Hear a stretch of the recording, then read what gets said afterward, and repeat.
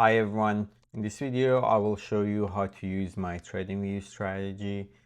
I try to be as practical as possible. I will show you the course setup, I will explain you the filters I use, and also then I will go deeper into the risk management area. I believe risk management area is one of the most important part because that's where most people either make or break their results. Then after that, I will show you how to set alerts so you can automate notification. Quick note guys, this is only educational and not financial advice in any way. Always backtest and paper trade before running anything live. Alright, the first step is adding the strategy to your chart in TradingView. Click on indicators, and then if you have purchased a premium package and you have been granted access to, you will find the script under invite only scripts. That's where TradingView places a strategy that you have received permission to use. So I go ahead and click on this. Once added, click on the small gear icon on the strategy that added on your screen.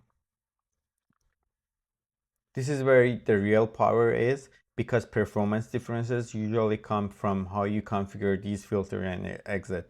Depending on what ticker you have added this strategy to, you might get different performance. And the reason is different industries usually have different trends and also different macro environments. So it's really important that you set up these parameters correctly for each industry.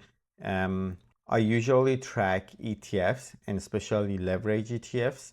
And depending on what kind of market you're following, like for example, on NASDAQ, the leverage ETF is TQQQ, and the trends are usually different from SPY version, which is SPXL. Once you have the strategy setting open, you can change the parameters. At the top, you have the start filter and the end filter, where you can define the start and the ending point of your backtest. Then you have the strategy core conditions and then different filters. Like for example, in this case, we have the EMA filter enable, the RSI filter is enable, and then we will deep dive into the risk management section. Let's quickly talk about the strategy core conditions. You can select the trade direction, long, short, and then you can select the fast EMA and the slow EMA. This strategy is built around crossover of the fast and the slow EMA. Just keep in mind that these values represent the average of exponential moving average of the time frame you are using. Smaller the value, the more noise it might have. So keep in mind the right parameter might matter a lot. Our strategies also have different filters. For example, RSI filters, MACD filters, linear regression filters, and so on. You can also have some flexibility on time of the day for trading and even for months.